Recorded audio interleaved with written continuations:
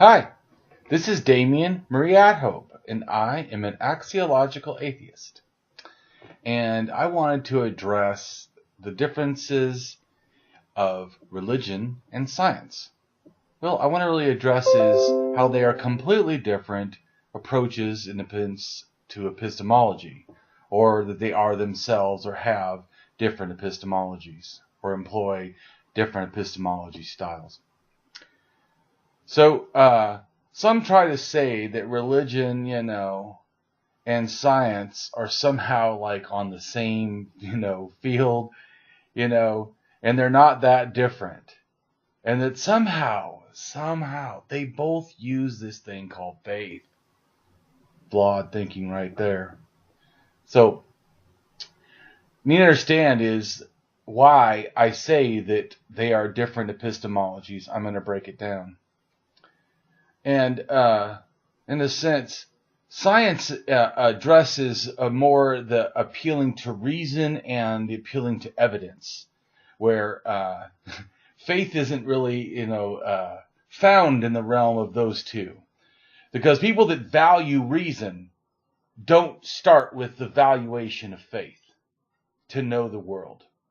Neither do people who value evidence value faith as a method to know the world.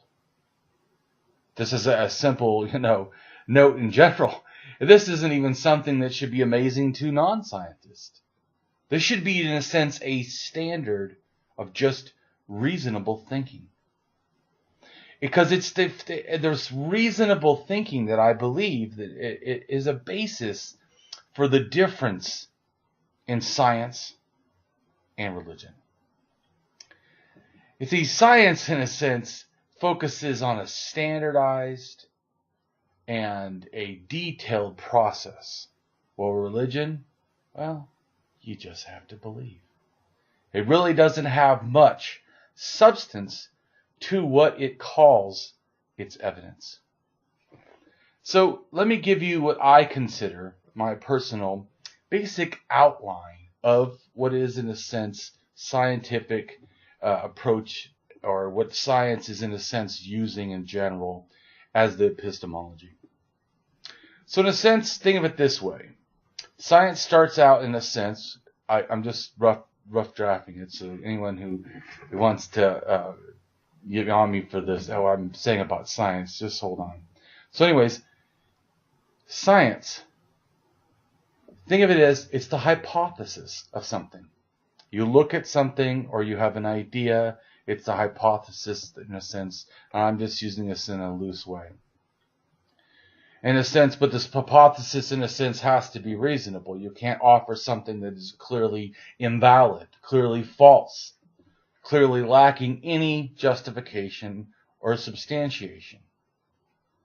Because that is, in a sense, the realm of fantasy. So to have a real scientific hypothesis, you have to have something that you're testing and something that you're going to have a conclusion about, something that can have, in a sense, a realization. So this hypothesis, in a sense, to me, involves rationalism. It's deductive, it's inductive, it's abductive reasoning, etc. Plus testing, something that religion doesn't do. Empiricism. In a sense, systematic observation, in a sense, a methodological, processed form of thinking. And this goal is not just to prove something right or to test it, but then also to use this same critical eye, this thinking, to check for errors, to make sure that one is understanding it correctly. And to me, this is when you get skepticism, scientific skepticism, which is, in a sense, called methodological skepticism, or truth-seeking skepticism. Also, fallibilism. And to me, also can be the thing of realizing that there's this imperative to draw your conclusions from this rational set. Because if we allowed, let's just say in this thing, we allowed faith in there and hypotheses that weren't true and conclusions that weren't reached because of a justification, just because we believed, what could you not do? And what science could we, in a sense, stop looking for? The science to me is not like an end game in itself. It's a process of understanding the world. Anyway, so when you get to this interpretation part, to me, you're back to, in a sense, rationalism and back to the deductive or inductive or abductive reasoning.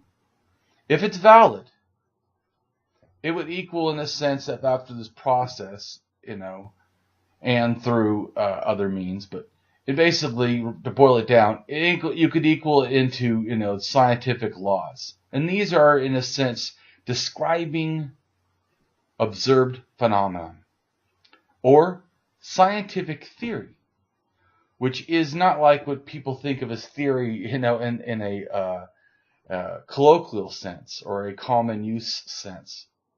Scientific theory, in a sense, is substantiated and repeated tested,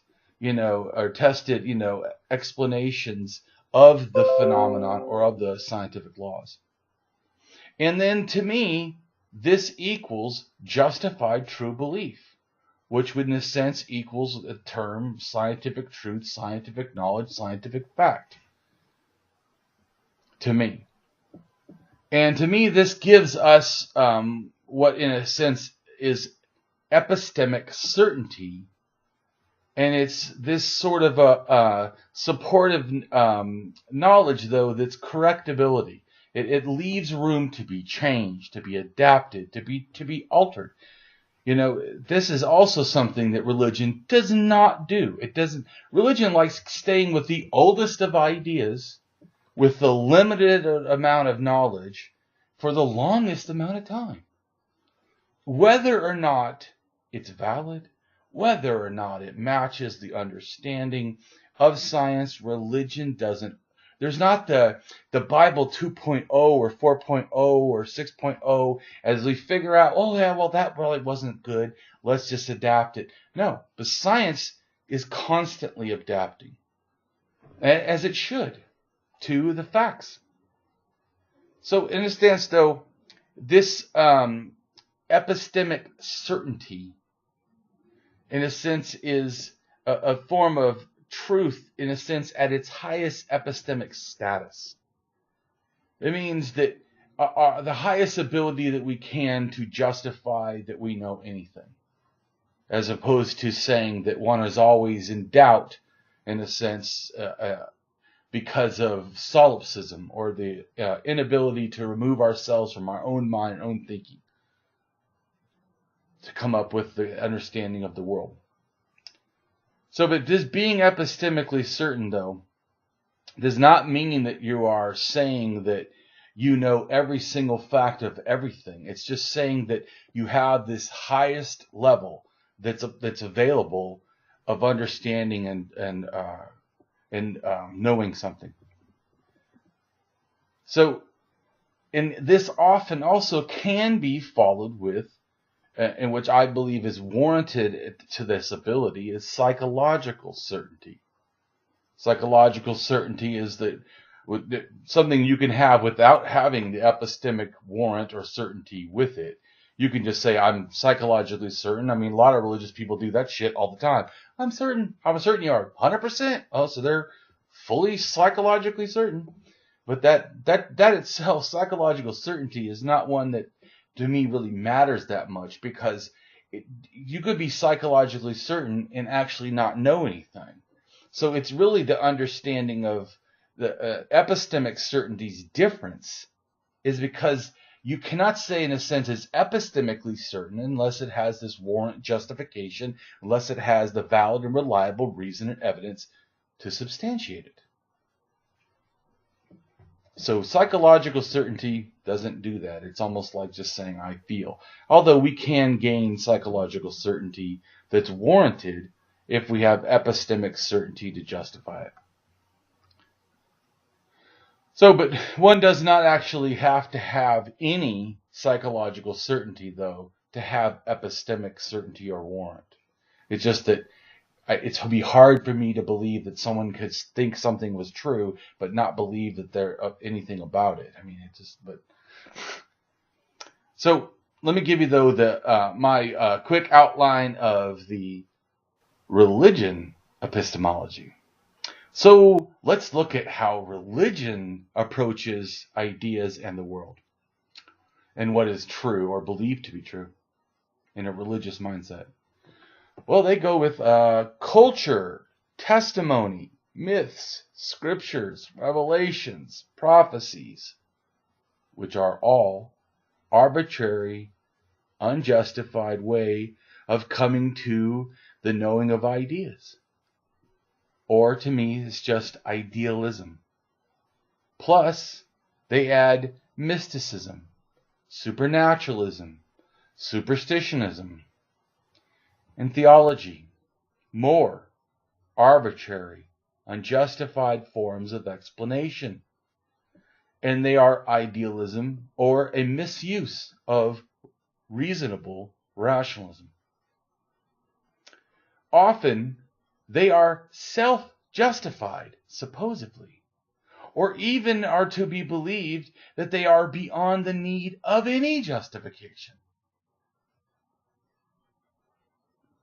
Then you have, to me, the denial of relative or relevant alternatives and an understanding of the possible biases one could be using. Because let's just say people that say they believe because of faith. Okay, well, but you don't believe all faith is warranted, because then that would mean every religion in the world, every god, every superstition would be true on faith.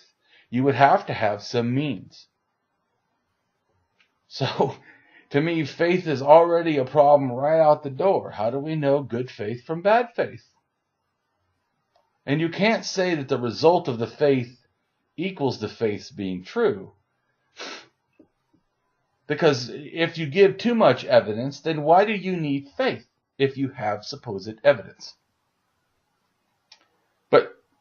So to me, it's a real denial of it, right? So this denial and these biases that religion holds on to that are fideism or faithism, dogmatic foundationalism, a pseudo-skepticism, because they're skeptical that anything can exist outside of their mindset.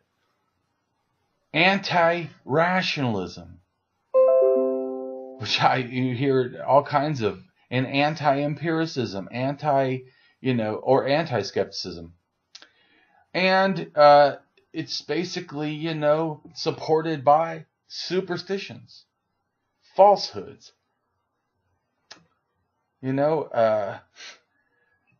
all kinds of fantasies, delusions, misconceptions, misunderstandings.